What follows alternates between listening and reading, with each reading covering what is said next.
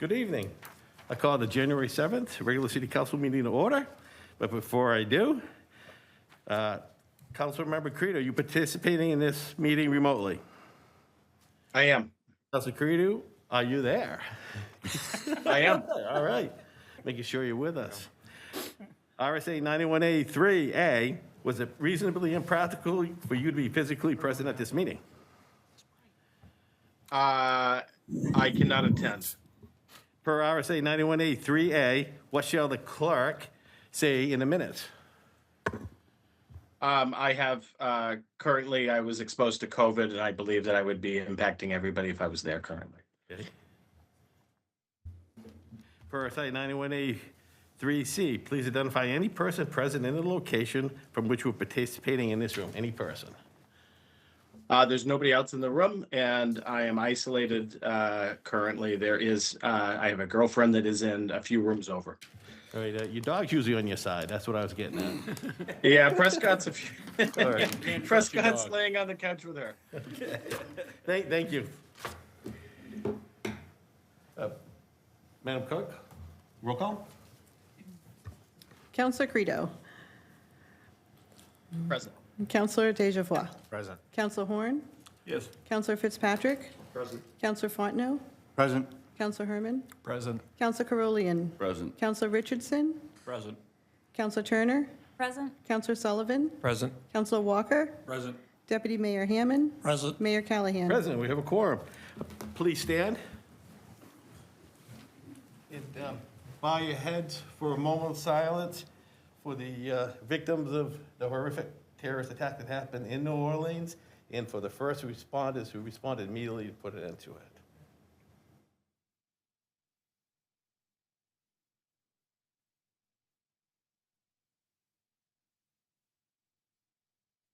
Okay, thank you very much. Councilor Carolian, can you lead us in the pledge?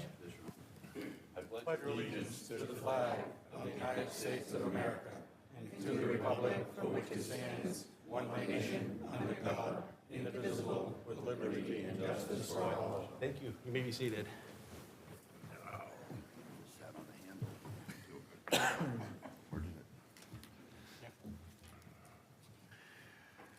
usually roll call after. Right, yep. Acceptance of the minutes, regular council minutes from December 3rd, 2024. Move to accept. Second. Is there any discussion? Yes. Councilor Walker. I'd like to amend the minutes to the name of the city manager is not Katie Ambrose Cox, that it's Katie Ambrose. Second. Any discussion? Hearing then, all those in favor of the minutes as, Roll call vote. Oh, all right, roll call, all those in favor of the minutes as amended. Thank you.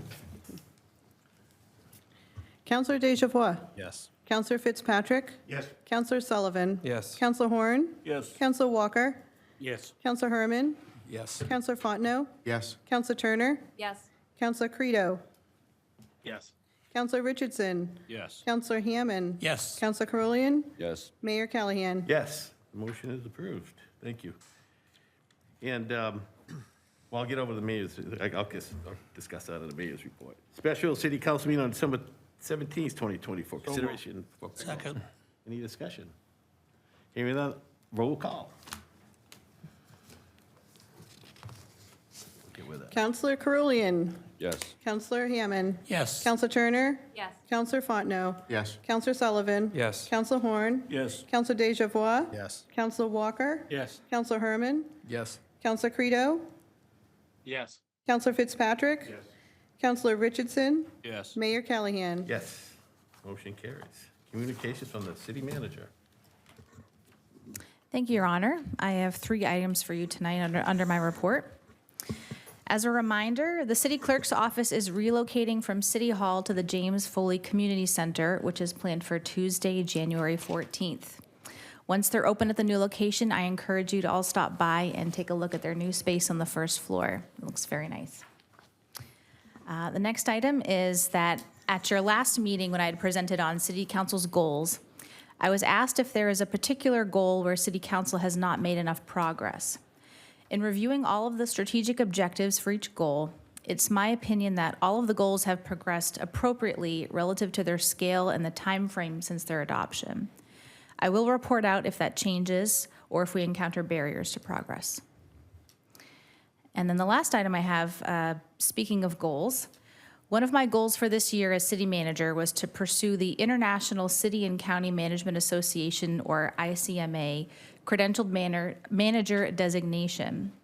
I applied for the designation in their application round last fall, and last night received official word that I was approved by the executive board and am now an ICMA credentialed manager.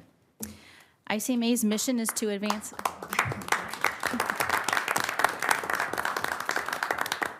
Thank you. ICMA's mission is to advance professional local government through leadership, management, innovation, and ethics, and by increasing the proficiency of appointed chief administrative officers, assistant administrators, and other employees who serve local governments and regional entities around the world. ICMA credentialed managers are professional local government managers qualified by a combination of education and experience, adherence to high standards of integrity, and an assessed commitment to lifelong learning and professional development. So that's my big news, and that concludes my report. Congratulations. Thank you. I want to thank the city clerk's office, especially our city clerk here next to us for their move they've been making on the 17th. They've been straight out moving that office over to the community center. If you ever come by, you see them with boxes, you know, taking them down there from here down to the community center, and be able to get us our agenda, get all the backup materials, and getting all the minutes done. There's a tremendous amount of work, especially during the holiday season when you miss a couple of days off of vacation. I'm sure you guys found time to squeeze it. You had to find extra time to squeeze it in. Thank you. So I want to thank you for all that. And, you know, I thought it was a great meeting we had, our last meeting on the 17th, where we went over the goals. The city manager did very, very impressive goals, and she really spent a lot of time discussing the progress she's made on those goals. And, you know, it was a long meeting, but it was really impressive. And we have a set of goals, and for the folks that are here in the audience or watching on TV, you can go online and see what those goals are and seeing how we're progressing with them. There's a lot on our plates. For example, you folks have approved over $325,000 in federal grant money for the low barrier homeless shelter for families on Washington Street. We use a lot of opera money to help benefit our downtown, and we certainly made some tremendous progress in the Union Street lot with the new parking lot and lights that are there, and we'll start working pretty soon on the actual Union Street lot. You see a lot of progress. So just remember, you know, there's a lot of great stuff we've been doing to revitalize downtown, address the homeless and drug addiction, and our economic development. So I would appreciate all that. And I know some of you have talked to me about the recent tax rate, and some have called it a tax increase.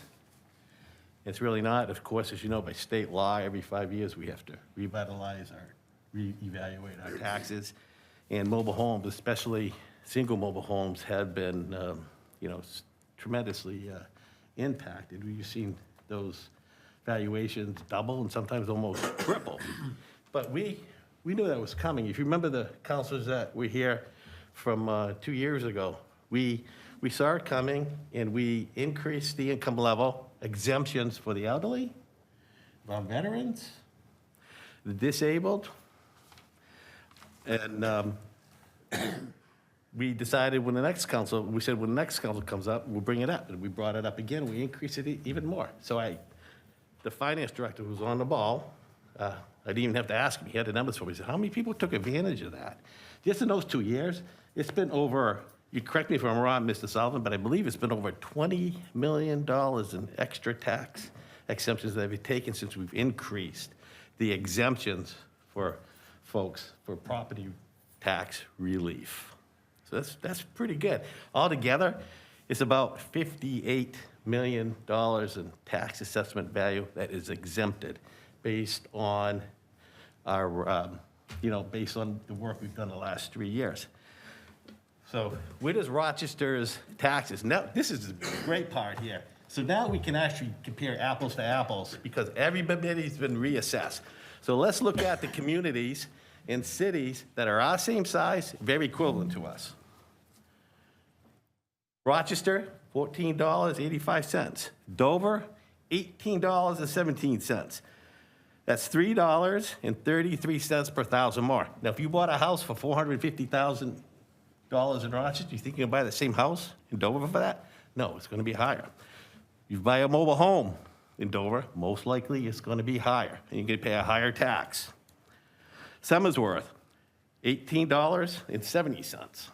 Concord, $27.69 per thousand. Merrimack, very growing community, just like us. Rochester, Salem, and Merrimack have been the three fastest growing communities in the state of New Hampshire over the last 3 years. We all have had over 1,000 residents. Very comparable. $20.69. Salem, was just mentioned, $17.60. Londonderry, another growing community very similar to us. They have the Manchester Airport, huge tax benefit for them. $16.14, still a lot more than us. Derry, another comparable community, $18.69. So in the last 3 years, the prior council and this council has cut our taxes by $9 million underneath the tax cap. As most of you know, if you've ever looked at prior city council meetings prior to then, they would, which is fine, they would look at the tax cap, okay, it's this number, and they would almost go up to that number.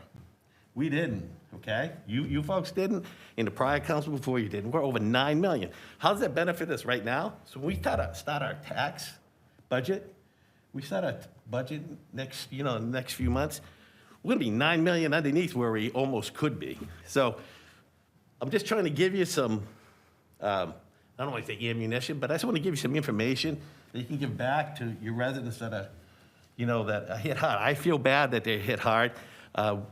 Again, we anticipated this coming. We put out a press release for access for people to come and set up meetings with us ahead of time so we can help you deal with what's available to help you with the tax increases that we'll see. Again, I'm really sorry for the increases, but I hope it'll work out in the long run. But I wanted to show the other side of the coin that is not being shown anywhere.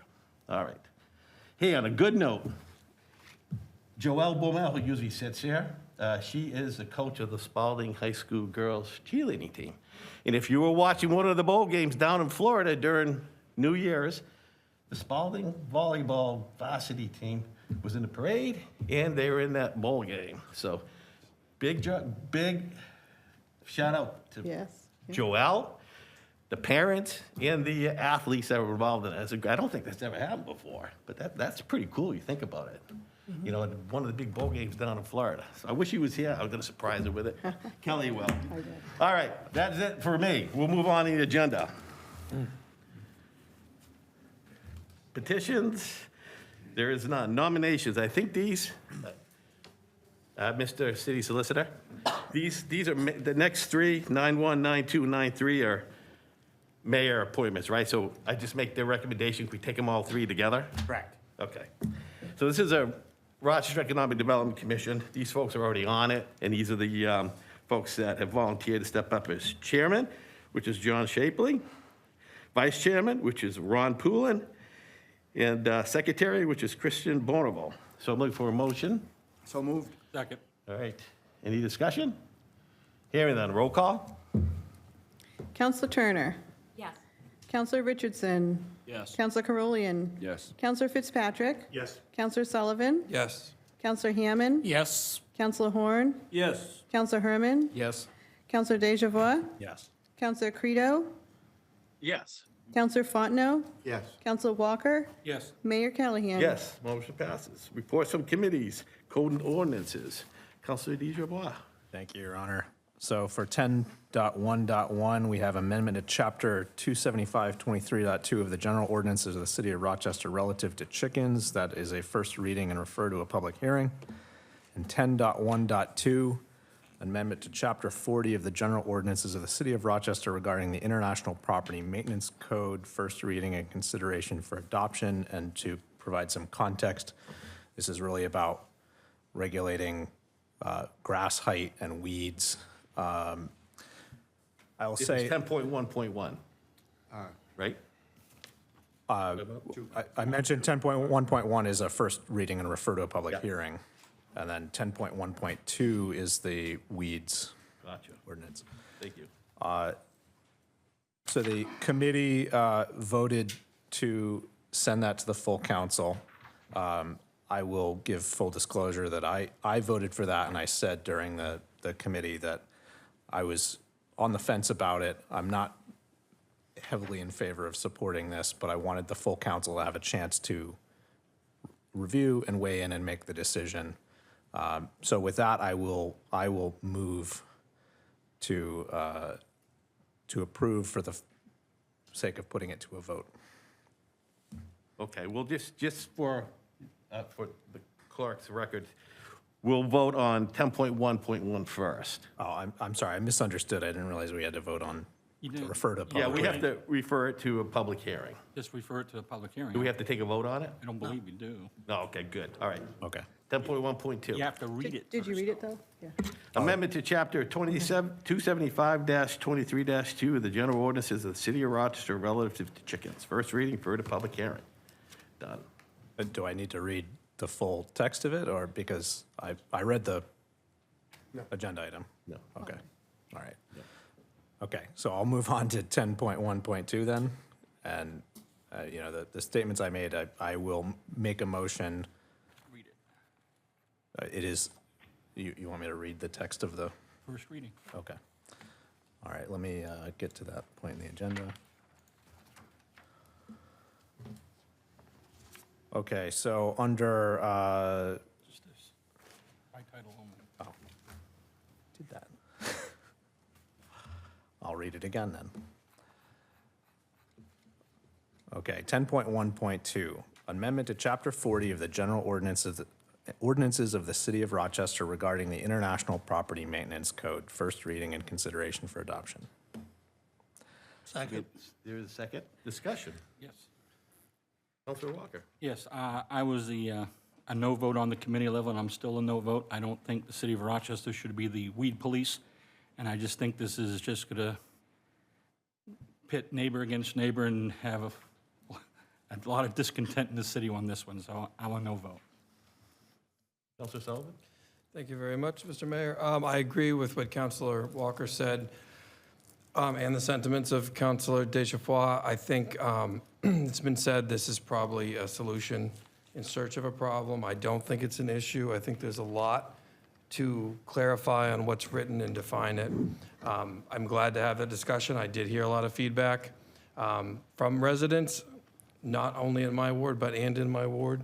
I will not support it, but I would encourage that if it's going to go to a vote towards supporting it, you know, I'd like to have, I have a lot to discuss, but I don't want to take up the time if it's not going to get passed here. Okay.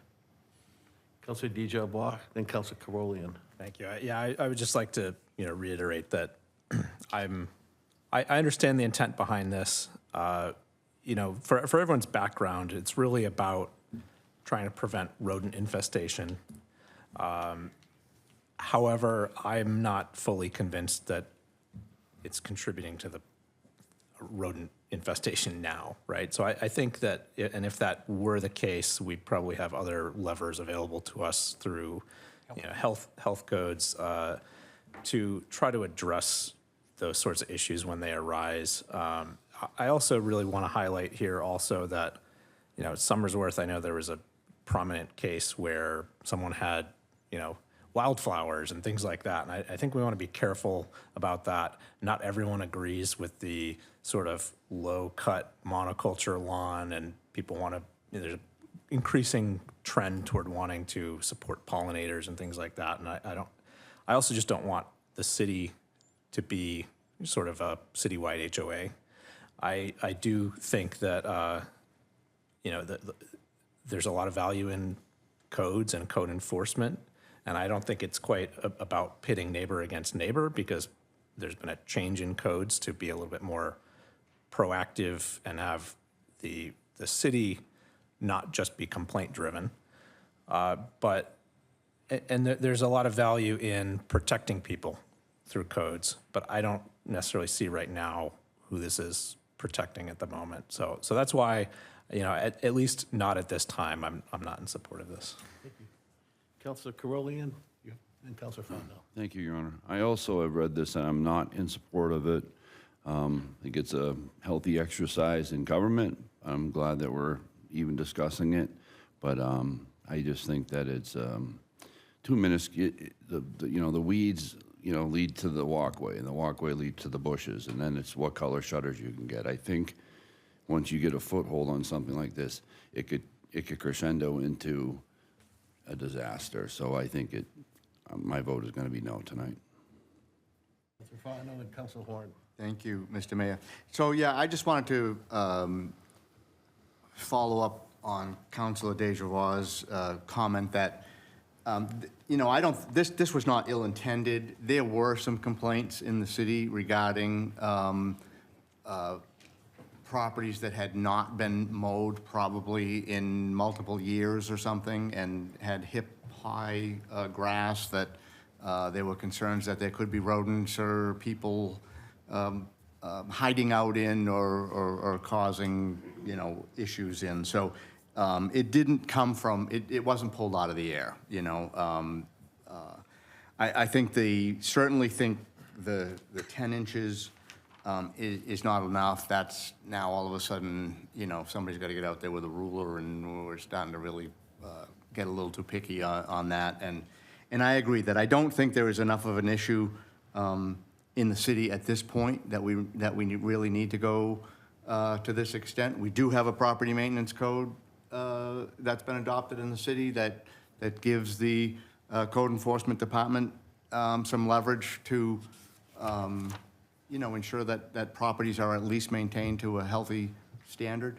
But I think at this point, this is probably further than we need to go. So, I don't think it's something we need to move forward on tonight.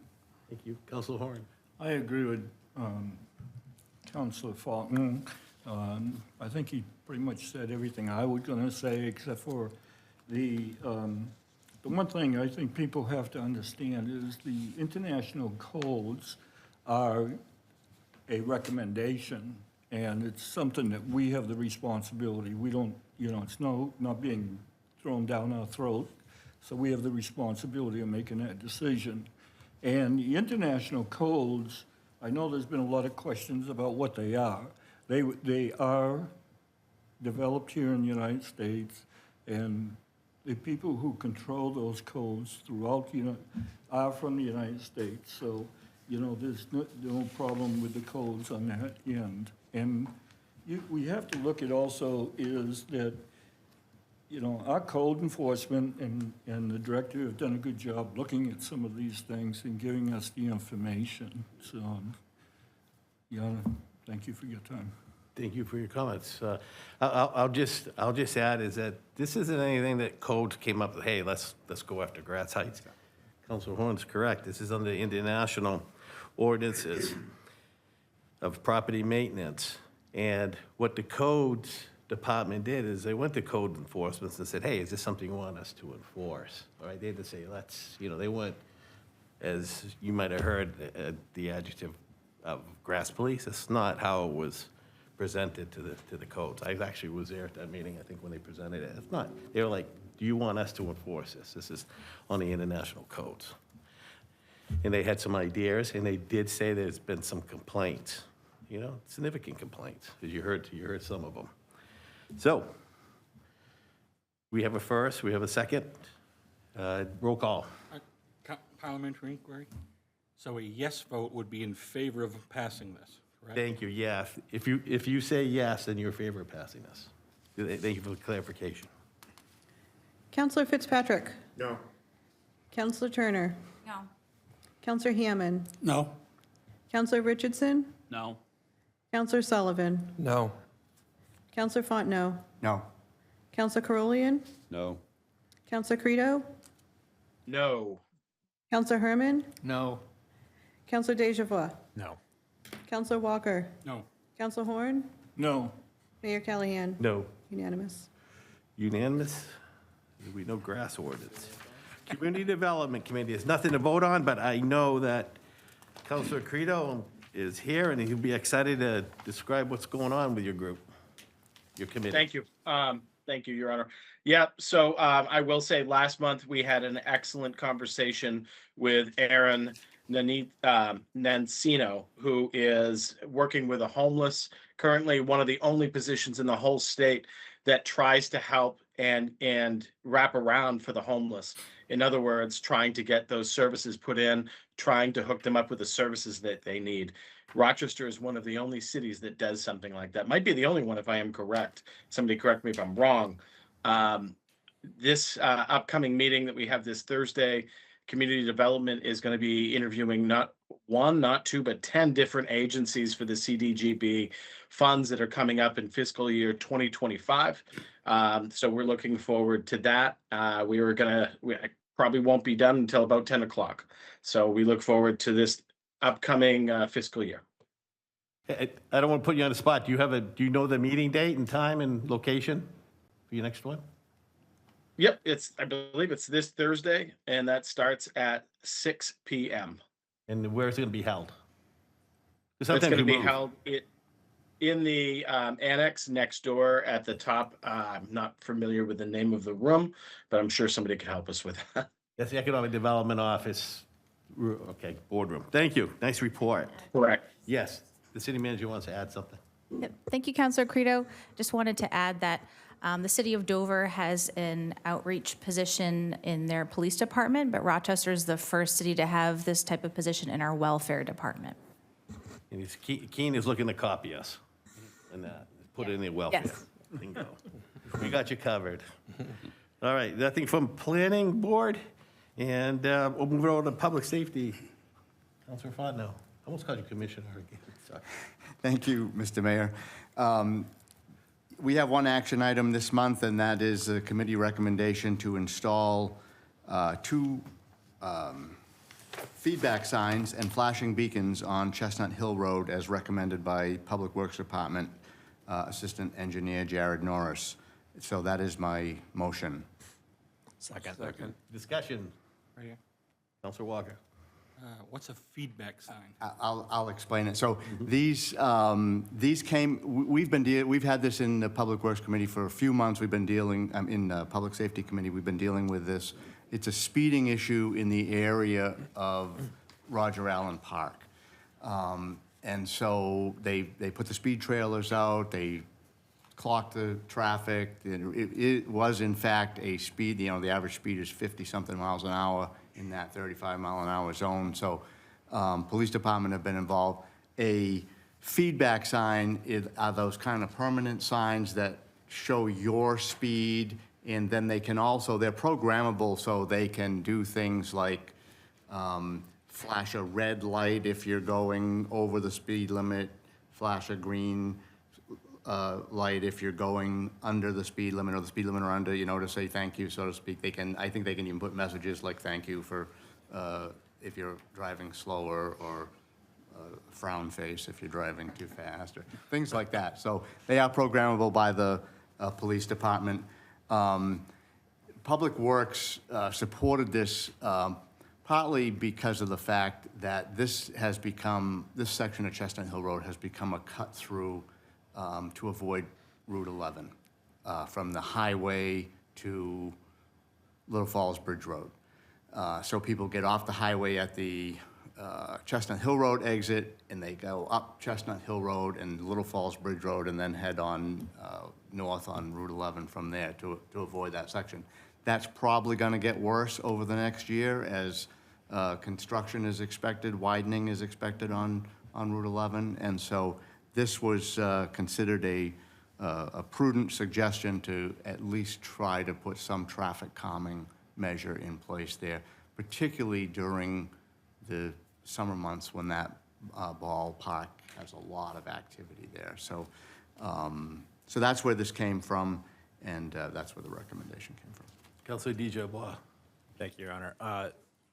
Yeah, I worked with some of the residents who brought this issue forward, and I spoke at the Public Safety Committee meeting when they first came forward on this, and I'd like to thank Councilor Fontenot and the rest of that committee for putting this forward. I think it's a good step. I'm hopeful it will make a difference, but we also have to keep an eye on it. One question I have, though, is I believe that the police department had said at least when putting the trailers out, you can program it so that above a certain speed, it just stops showing what your speed is so that people aren't trying to race the sign and get a high score, right? So I don't know if there's anything we can do with these signs or if that's something that we have a policy on or should try to, or think about adopting for these signs specifically, separate from the trailer. Thanks, Chief, stepping up. Thank you. So there are many different manufacturers of these signs. Currently, we have one on Pickering Road, right down by the Gonick Mill. So that's the same type of, same manufacturer that Dover uses. And those you can program, once it hits a certain mile per hour over, there's a blank screen. So it's usually a small message of thank you or slow down on the bottom. But the speed, if it's above, say, 10 miles an hour over, it wouldn't display the speed. Okay, thank you. So if I could just follow up on that. I don't know if that's something that the committee has considered, if we want to think about setting a standard for that, or if the police department already does that as a common practice with these signs. I would have to look at the one that is set downtown, down in Gonick, what the setting is on it, but I think 10 miles an hour, 15 miles an hour would be a reasonable area. Yeah. And it could, depending upon where you are, where those signs are. Obviously, downtown Gonick, where it's 25 miles an hour as opposed to a rural road, might be a little different. Thank you. Follow up? I'll say that I'm on that committee. That was discussed. It was just said they would buy a sign that had a limit, so you couldn't raise the sign. And I think the committee would be in full support, and if it had to come back to the council, it would. So I think that was the intent, that the sign would have that capability, and it would be done. So we just leave it up to discretion to the police department to set up what they want based on the road conditions. Prudent, good. All right, thank you. I see no more discussion, roll call vote. A yes vote is in favor of these traffic safety signs and devices. Counselor Walker? Yes. Counselor Herman? Yes. Counselor Fontenot? Yes. Counselor Horn? Yes. Counselor Deja Yes. Counselor Turner? Yes. Counselor Carolian? Yes. Counselor Fitzpatrick? Yes. Counselor Hammond? Yes. Counselor Sullivan? Yes. Counselor Credo? Yes. Counselor Richardson? Yes. Mayor Callahan? Yes, motion carries. Nice work out of the safety committee dealing with this. Good job. Public Works, 10.5.1. Deputy Mayor, We got a few tonight. you do. First item, 10.5.1, is the proposed acceptance of Ida Circle and Bovee Lane Meadow Court subdivision as a city-owned legislative Class 5 roadway. This is referred to a public hearing. Okay, we refer to a public hearing. We'll move over to 10.5.2. Okay, we recommend to grant a request for the pavement disturbance moratorium waiver for Sandina Drive. Second. Discussion. Counselor Fontenot. Thank you, Mr. Mayor. So I know I read in the notes that we're acknowledging that this is an after-the-fact approval. I had a call from a resident on that road, a few months ago asking me, hey, did they get a waiver from the council to cut that pavement? Because they just cut it on Saturday. And I said, first I've heard of it, So I really hope that we can, I guess, keep better watch over this. And we can have, he said that this is typical protocol for this particular developer. They do what they want to do, and then they ask for the permission afterwards. I don't know if that's actually the case or not, but that's what this resident seems to feel like happens over there. So I just hope that in the future, I think we have a couple of these. I think the first couple of them are that case, that these are after-the-fact requests. They've already been cut, so it's not like it would do us any good to deny it at this point. I just hope we can keep a better handle on these, that these contractors know they need to get permission to cut into pavement in the city before they do it. That's, it can't be done without permission, so that's all. There was a couple of them, there are a couple of them on this, that is exactly the case, and it was discussed pretty extensively at Public Works, and that's something that they are going to keep an eye on. I think one of them was just an oversight by the contractor. they had discussed it, thought they had done it, and didn't, as I recall. But that is exactly the case. Thank you. Thank you. Okay. Go ahead. Counselor Hammond? Yeah. 10.5.3. We need a vote on that. Oh, Who's the second? who seconded the? I did. Walker, I was gonna say Walker. All right, Okay. thanks. Roll Counselor, call. Counselor Hammond, Yes. Counselor Sullivan, Yes. Counselor Dejevois, Yes. Counselor Fontenot, Yes. Counselor Walker, Yes. Counselor Herman, Yes. Counselor Fitzpatrick, Yes. Counselor Credo, Yes. Counselor Horn, Yes. Counselor Turner, Yes. Counselor Richardson, Yes. Counselor Carolian, Yes. Mayor Callahan. Yes, motion 13, carries. 0. Made 10.5.3 is a request for a pavement disturbance moratorium waiver at 137 Old Dover Road. And I will say that this particular one was an emergency type situation, was a corroded gas valve. That's one that they did on an emergency basis, but that's what it was for. Second. Discussion. Hearing none, roll call. Counselor Herman, Yes. Counselor Fontenot, Yes. Counselor Hammond, Yes. Counselor Turner, Yes. Counselor Walker, Yes. Counselor Credo, Yes. Counselor Sullivan, Yes. Counselor Carolian, Yes. Counselor Horn, Yes. Counselor Fitzpatrick, Yes. Counselor Richardson, Yes. Counselor Dejevois, Yes. Mayor Callahan. Yes, motion carries.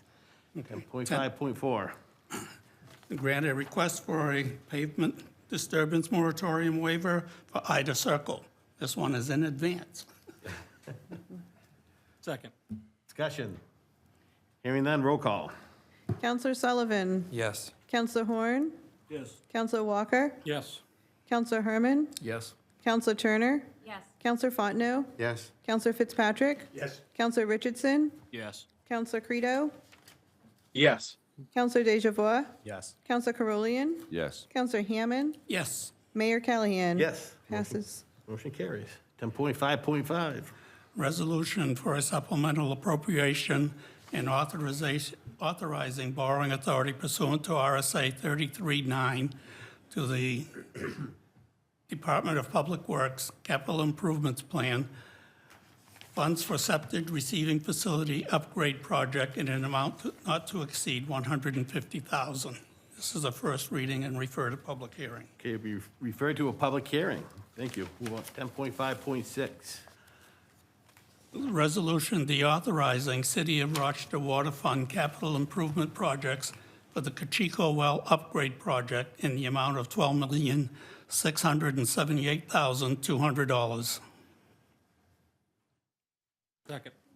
Discussion. Roll call vote. Counselor Richardson, Yes. Counselor Walker, Yes. Counselor Credo, Yes. Counselor Dejevois, Yes. Counselor Sullivan, Yes. Counselor Fitzpatrick, Yes. Counselor Horn, Yes. Counselor Turner, Yes. Counselor Herman, Yes. Counselor Carolian, Yes. Counselor Fontenot, Yes. Counselor Hammond, Yes. Mayor Callahan. Yes. Motion carries. 10.5.7. It's a resolution authorizing supplemental appropriation to the City of Rochester Water Treatment Plant Capital Improvement Project, funding for hydraulic upgrades in the amount of $4,478,200. This is a first reading and refer to public hearing. It would be referred to a public hearing. Thank you very much. Getting through that. Good work. Excellent work. Unfinished business, 11.1, amendment to Chapter 2260-33 of the General Ordinances relative to water rates and fee schedule. Second reading, consideration for adoption. Second. I would just make an amendment that this goes in effect, Mr. Sullivan, on March 1st, and that bill would be June 1st? That is correct, because we bill in arrears 90 days. Okay. Thank you. This will be June 1st is when it's.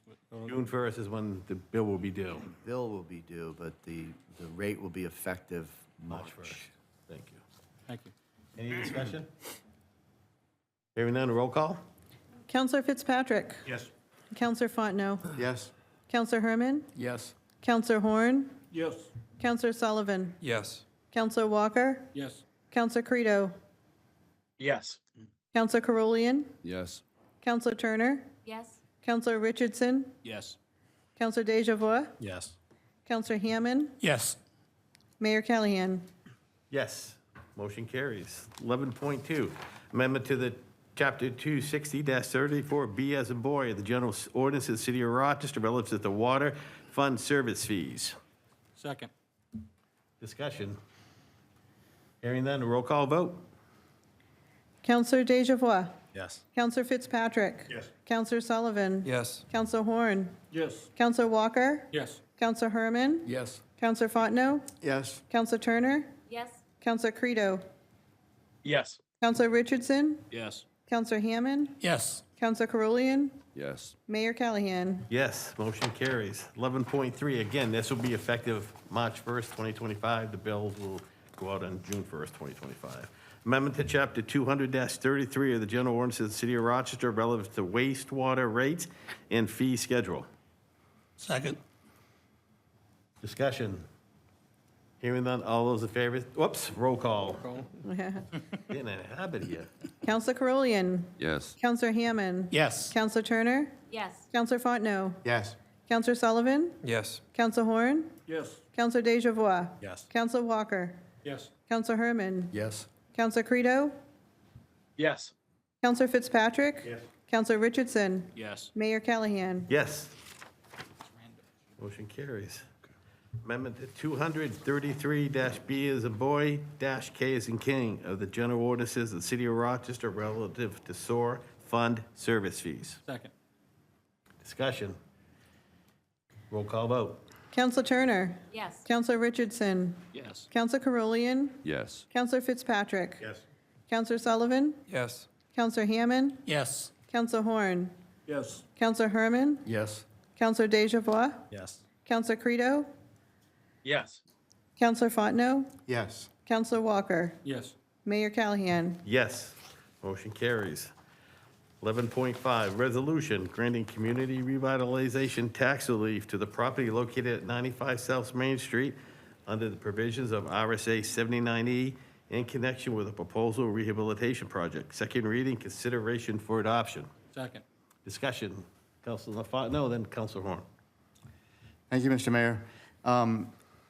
I would like to amend the motion to add a clause from the RSA 79-E:13, which talks of the extent of tax relief on the 79E project. And I'll read it just so that we can then discuss it. It says, A, tax relief granted under this chapter shall pertain only to assessment increases attributable to the substantial rehabilitation performed under the conditions approved by the governing body, and not to those increases attributable to other factors, including but not limited to market forces. So what this is really about and driven by is something that came out of the most recent revaluation, and I thought maybe an unintended consequence was the fact that some of the 79E programs are frozen at a previous assessment rate, and if a revaluation occurs and the tax rate drops significantly, as it did just recently by about 40%, that the 79E project does not unintendedly benefit from that tax drop by having their property taxes lowered considerably. And I don't think that was the intention of the council when we approved projects, and I don't think that was really the intention of the law when it was designed. I think the intention is to give relief on the improvements that are made to a property so that the tax assessment is frozen so that when the person either rehabilitates the building or builds a new building, whichever the case may be, their assessment isn't increased by those improvements. I don't think the intention was ever for the taxes to decrease lower than they had been prior to the project happening. And so I believe that this, by adding this to our covenant, that will address that situation. Thank you.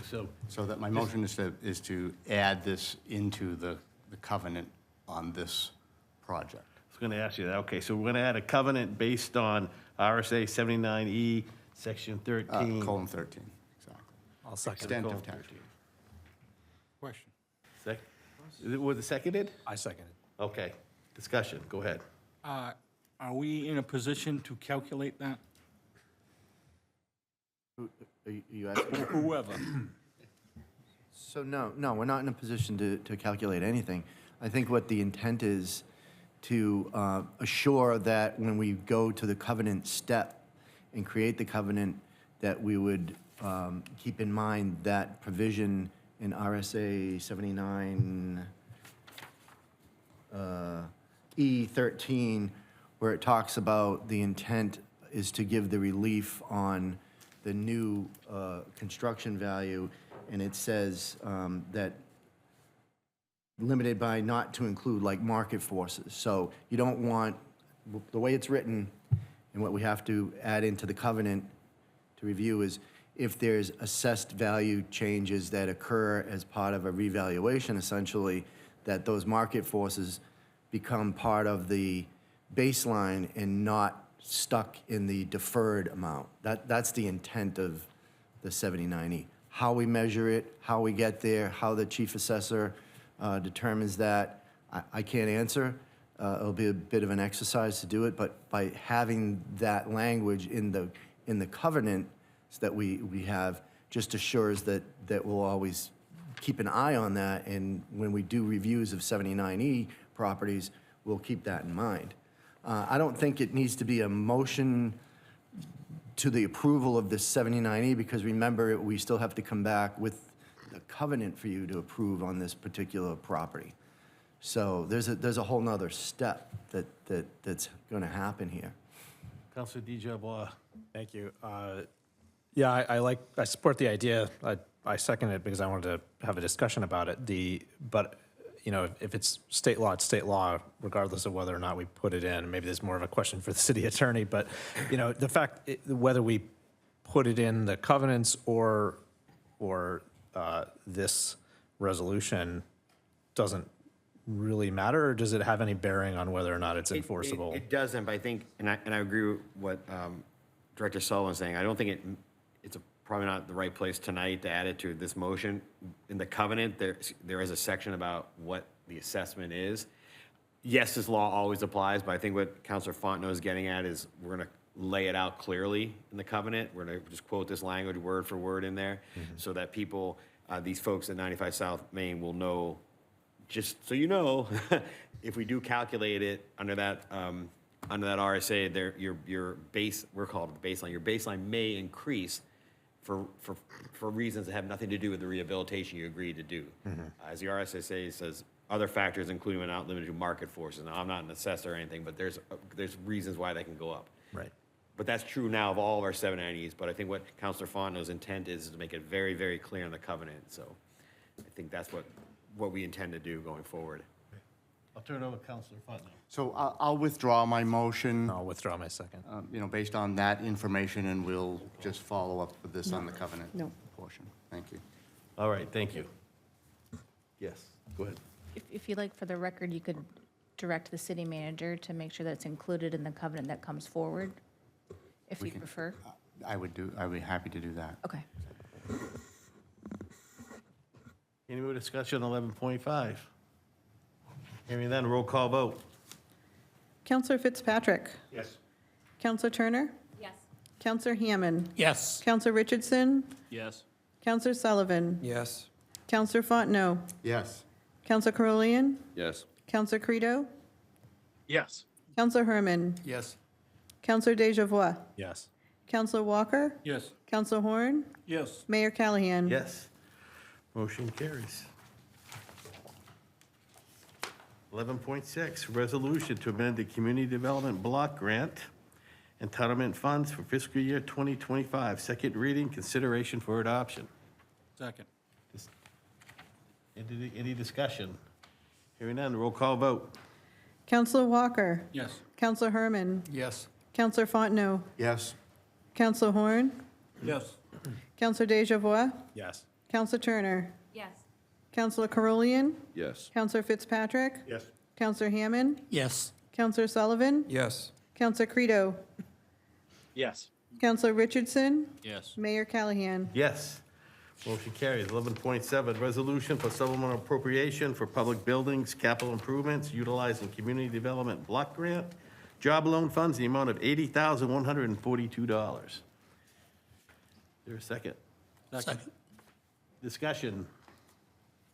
Hearing none, roll call vote. Counselor Hammond? Yes. Counselor Sullivan? Yes. Counselor Deja Yes. Counselor Fontenot? Yes. Counselor Walker? Yes. Counselor Herman? Yes. Counselor Fitzpatrick? Yes. Counselor Credo? Yes. Counselor Horn? Yes. Counselor Turner? Yes.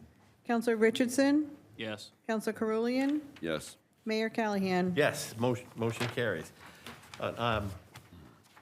Mr. City Solicitor, on 11.8, refer to the planning board. Do we need to do a roll call on that? No, it has to go to the planning board. Just the way the timing worked out, it didn't get to the planning board prior to tonight, so the city council can't vote on a zoning change until the planning board has had an opportunity to vote. on Okay. it. So we have two representatives on the planning board, the deputy mayor and Councilor Richardson.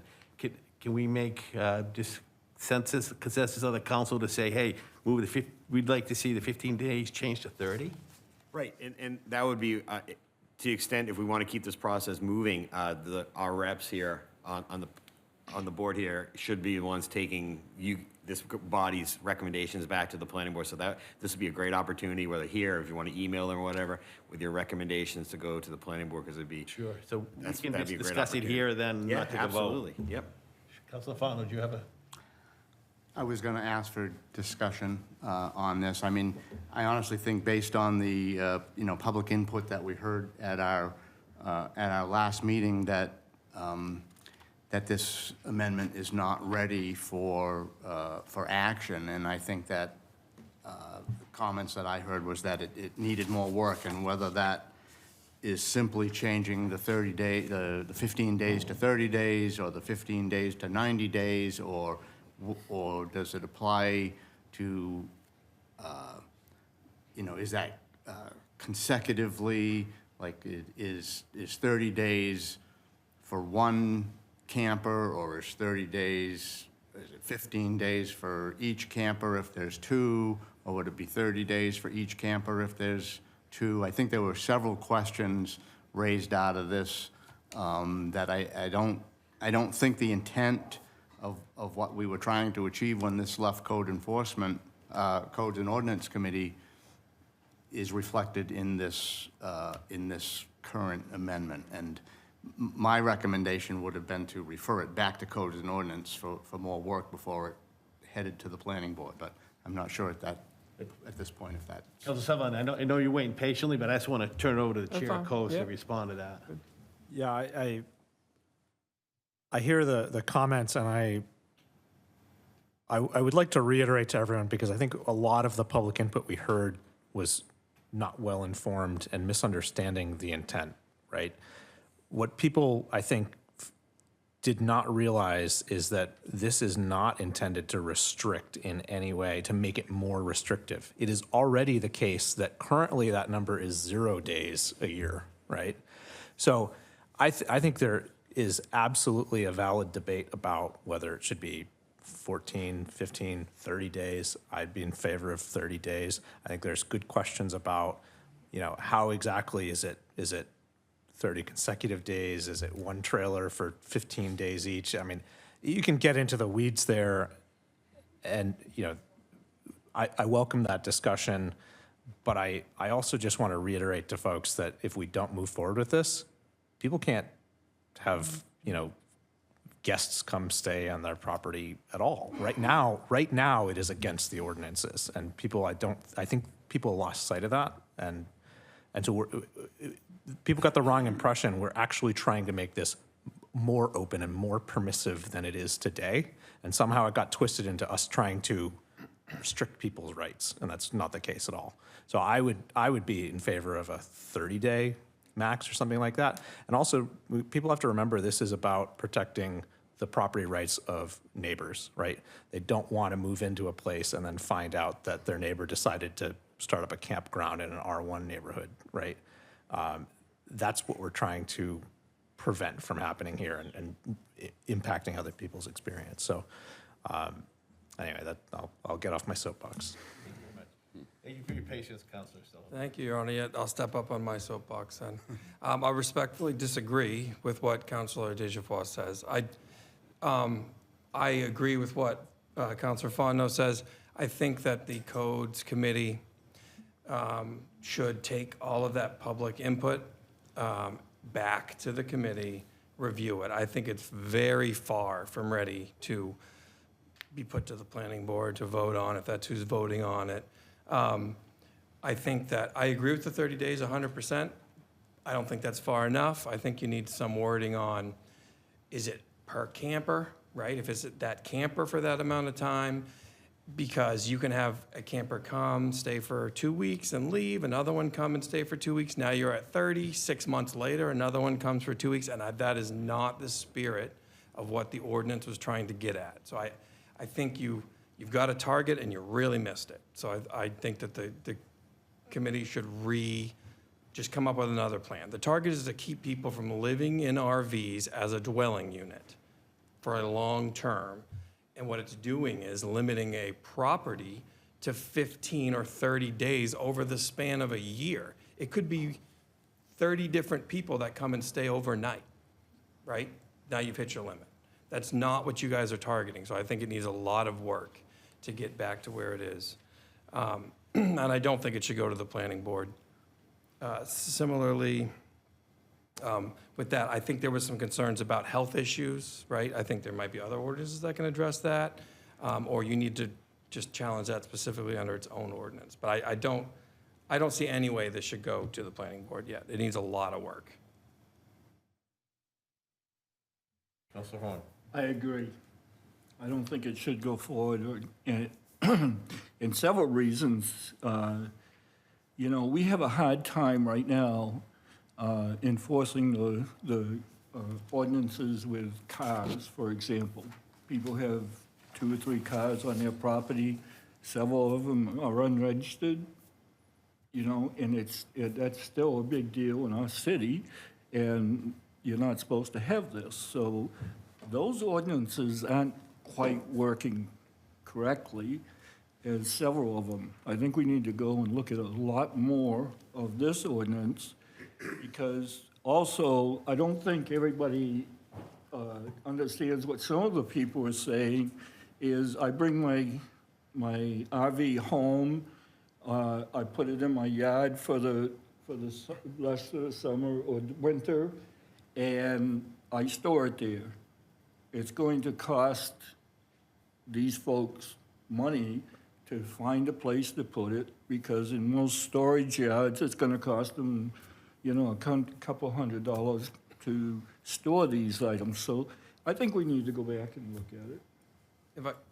Mr. Mayor, can I follow up? Sure. Sorry, on my own comment, I'm getting old, so my memory, my train of thought cuts off. I also have a question or would like clarification on the aspect that you can't sleep in your camper right now. Because I know individuals that have campers and their child go out and sleep in it. And I did speak with Mr. Grand, and he kind of explained that the way the system runs now in Rochester is that if it's not addressed by an ordinance, you can't do it. I cannot imagine that's true.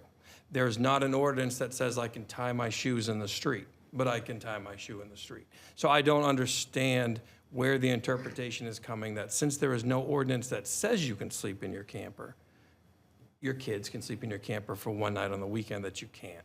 So I would appreciate, some clarification on that, because it was said that you can't do it, and I know a lot of people do it. I also would reiterate that it's probably an enforcement-driven item. So if it is an issue, it's probably never been enforced, and I would hate to see that now that it's been brought to light, enforcement is out there looking for children sleeping in their parents' camper for the night. Mr. Grant, are you available to respond to that? An inquiry?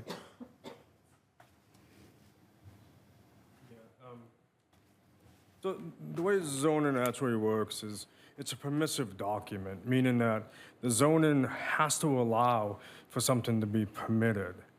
All right? When I was actually pointed, I think Attorney O'Rourke would probably be better handling answering this question.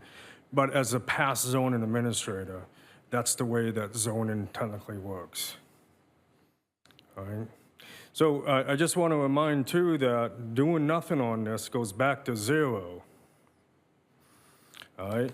The other way around, and my recommendation is to kick it down to planning board. Let this process go expedited that way. They can in fact work on this ordinance and make it more, and I'm sure that most of the councils that were here that's on the planning board would carry forward the wishes of what most of the people behind me had spoke during the last meeting, just to be able to help these situations come to light faster, especially why housing is at a bare minimum right now. Thank you. Thank you. Councilor Fontenot? So, two concerns that I have with forwarding this to the planning board is that I think that this is an ordinance that should be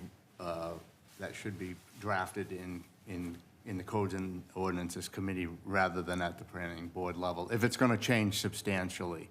If it was just going to change from 15 days to 30 days, I don't think that would be a major issue. But if it's going to change substantially as to how it's crafted, I think it should be done in the Codes and Ordinances Committee. And because the way the process works, and correct me if I'm wrong, is the planning board takes this, makes some changes to it, and votes to approve it, and then sends it to the council. It would take a 2/3 vote by the council to then deny it. A simple majority would not be able to stop that ordinance at that point. I respectfully disagree. I think it would have to go to another public hearing.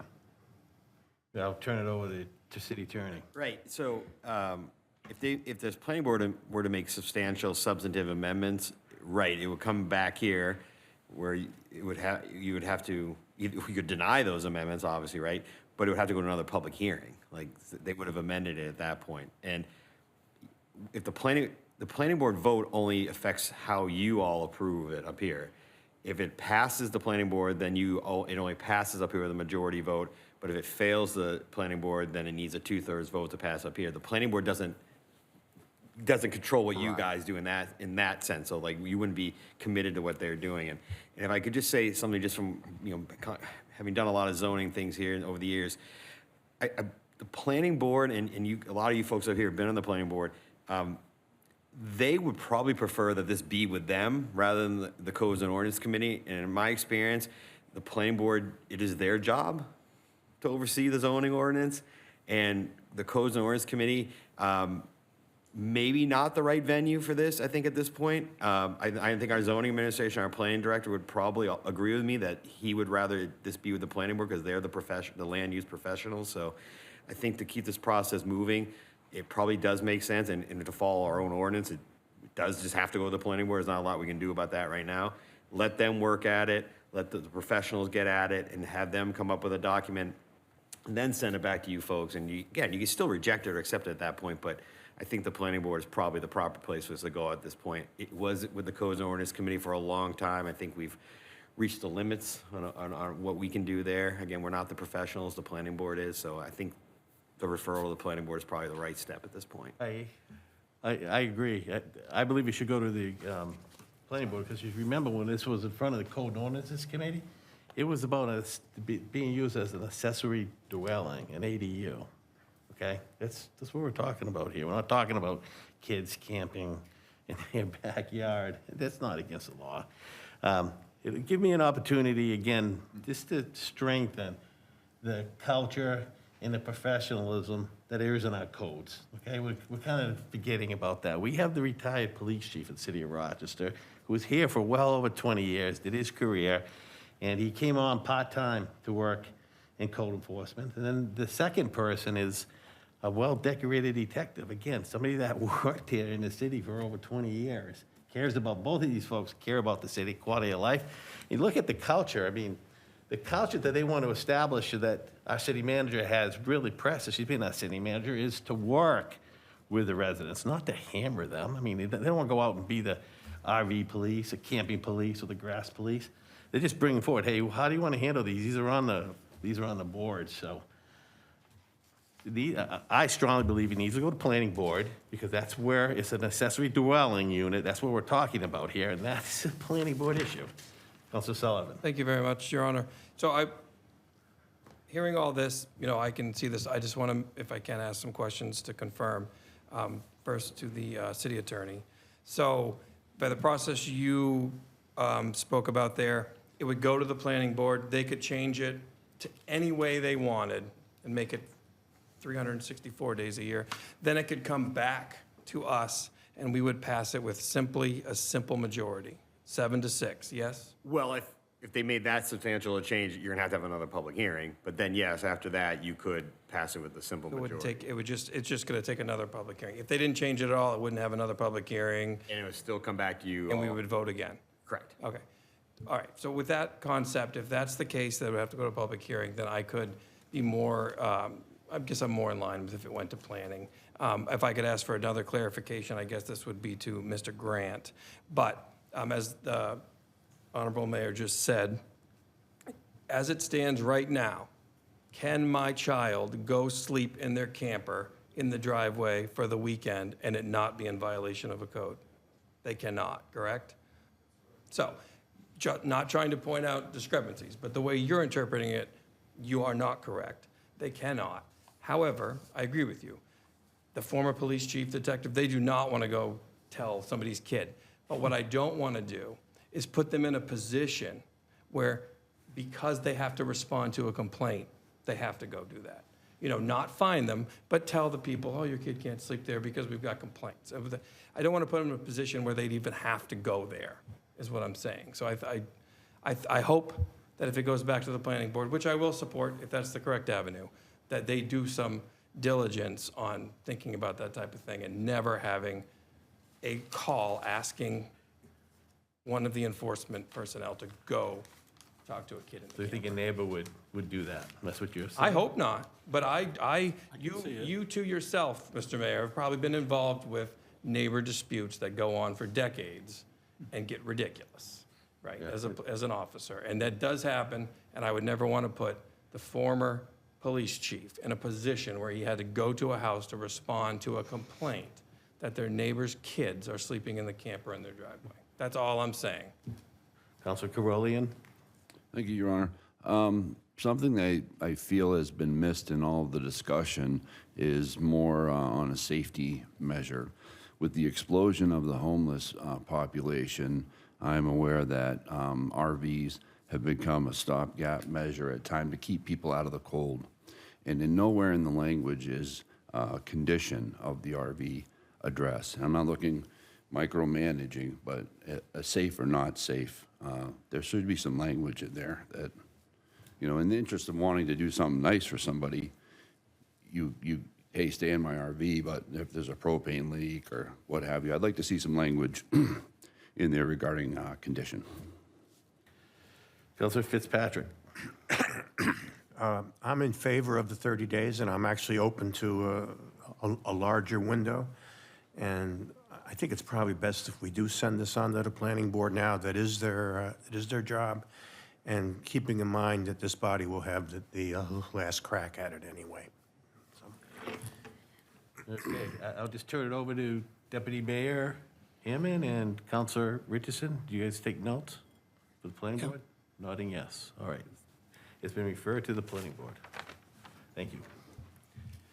Consent calendar, nothing. 13, new business. 13.1, resolution of supplemental appropriation for Dominicus Hanson Pines Park Forestry Management Plan of $33,000. First reading, consideration for adoption. Second.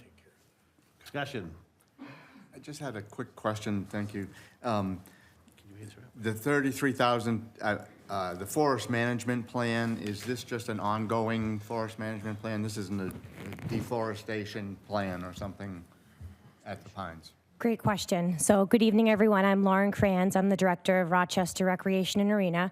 So this $33,000 will be used to remediate some of the challenges we've seen recently in Dominicus Hanson Park, which is the formal name of what everyone calls the Pines. Some of this funding will be used for some of the more traditional forest management, such as invasive species removal. Some of it will be to deter some of the nefarious activity we've seen, like trimming the brush in some of the hot spots, like under the bridge, along the rail trail, to make the park more aesthetically pleasing, and, you know, broken window theory, make people feel safer, so we get that good foot traffic in there. We'll be working with a professional forester. We work with Moreno Forestry, and we'll also be working with some local professional tree services that can come in and do some of the hard labor. As far as deforestation, no, that is absolutely not what this is. The forest management plan is very specific based on the deed of the property to ensure that pine trees and nut-bearing trees are prevalent there. So when you see people in Hanson Pines cutting, it's to ensure that the proper trees, based on the conditions of the deed, have the natural canopy opens to continuously grow. Thank you very much. Sure. Thank you. Any questions for the rec director? Go ahead. Thank you, Your Honor. Good evening, Director Kranz. How are you? Good. How are you? Good. I have just two short questions. Our relationship to the Hanson Pines land, is that a custodial? How would you describe that? Are we custodians? Yeah, so it's a very unique relationship. So Dominicus Hanson Park was deeded to the city in 1915 from Charles A.C. Hanson with a very specific deed. There's about 10 specific points in the deed or conditions. One of them, as I mentioned, is to ensure that pine and nut-bearing trees remain the prevalent tree species there. The other speaks of keeping it a public park forever. And one of the interesting pieces of the deed that even within our city staff, a lot of people have kind of had this aha moment, is that the deed specifically states that, if the deed is broken, the property shall revert back to the Protestant Church of Nashua.